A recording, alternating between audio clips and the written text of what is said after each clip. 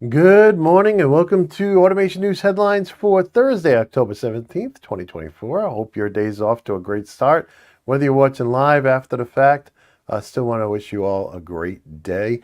And let's go ahead and take a look at the news. I got a couple announcements though first, so we'll do those first. First of all, if you do enjoy this series, please give us a like and consider giving us a sub because it's the only way I know if anybody enjoys me doing these shows. So in any case, so please give us a like. And I also want to announce that the audience choice polls are now out. The first one's out anyways. Over at the automationblog.com, you can vote for your top 3 favorite industrial automation vendors. I preloaded it with 40, but you can add more with with the other option. So you can add one more. I think only add one more.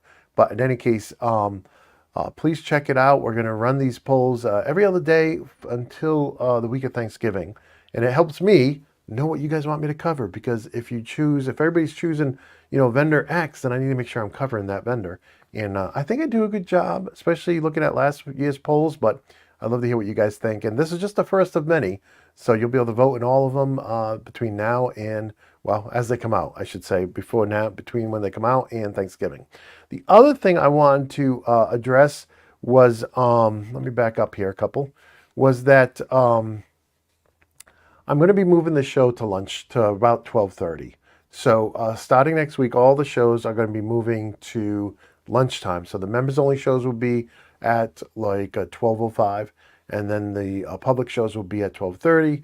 I'm just not able to get here early enough. Even getting up at 3:30 in the morning, I still just can't get in here with traffic and everything that happens in the business that you try to run. You find typos in your documentation, you got to change them, and just all the things that happen.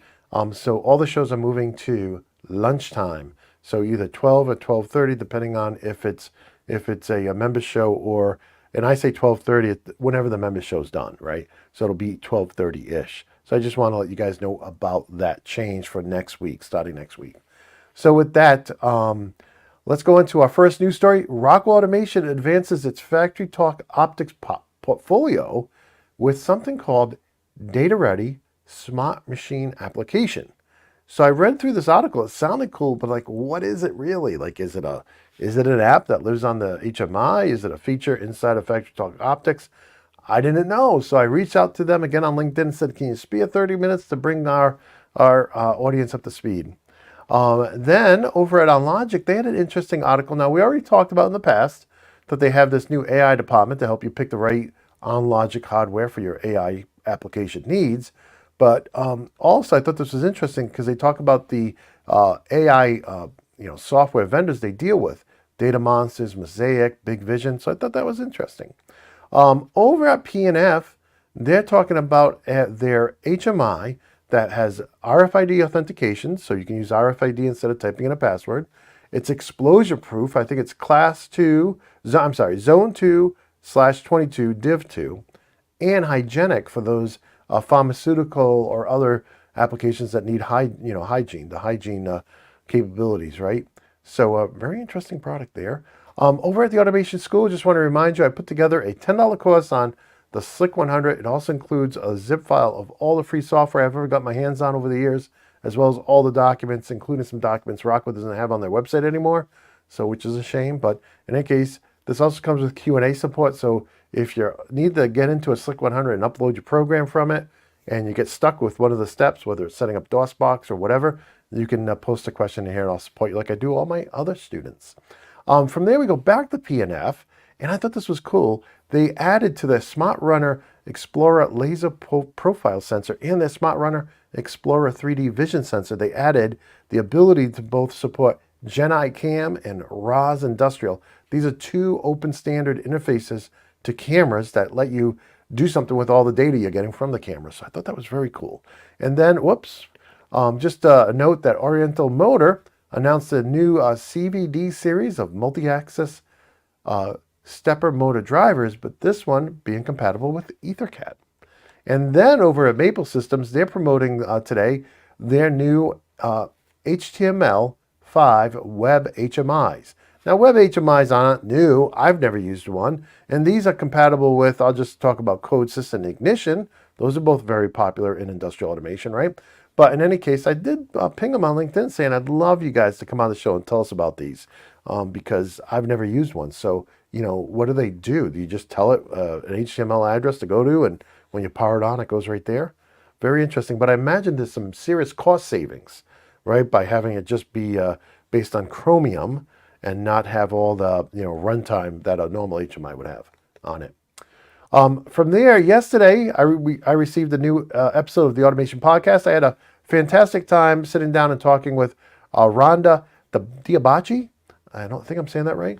About AI technology and manufacturing. She has not only started back in the day doing the programming for some of the early companies on work in progress and inventory management, but then she actually did startups where she created and ran manufacturing facilities, and she's doing some new stuff now. But in any case, check that out. If you are a member, you get access to the video edition.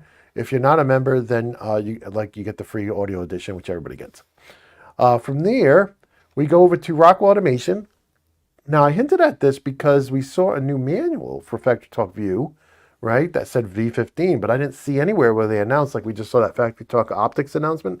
I didn't see anywhere where they announced version 15 of Factory Talk View. So, I went up, I said, I got to know what's new in Factory Talk View. So I went up there and I pulled up the release notes for SE and ME. These will be in all the links at theautomationblog.com after the show, which you guys know about. But in any case, there's more new features for SE than ME, right? But they both got some really nice usability and performance enhancements. So definitely worth checking out. I'm not going to upgrade right away because I don't have a tech support contract, so I'm not going to upgrade at all. But in any case, I don't need support, right? And I don't need the latest version because most of my students never have the latest version. But in any case, it's still cool to check out.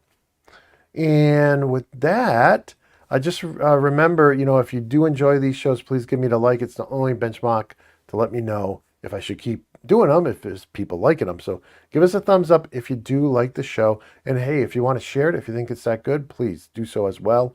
Also, if you want to get the full shows that I do, I try to do 4 or 5, at least half-hour-long shows every day, every week, 4 to 5 shows for members. So if you want to do that, I'm looking at other members out there, other creators out there who have have memberships, and they do maybe 1 or maybe an hour a week. So I'm trying to give you guys over 2 hours every week for the price of a cup of coffee every week. So if you're interested, you want us to grow this and do even more and more in the future, become a member either at theautomationblog.com or in YouTube. And we have looked at other places. There's no place else we can do this yet, but we'll keep looking. So we want to give you options. But in any case, thank you to all our members out there who make the news possible and make all the in-depth shows we do possible.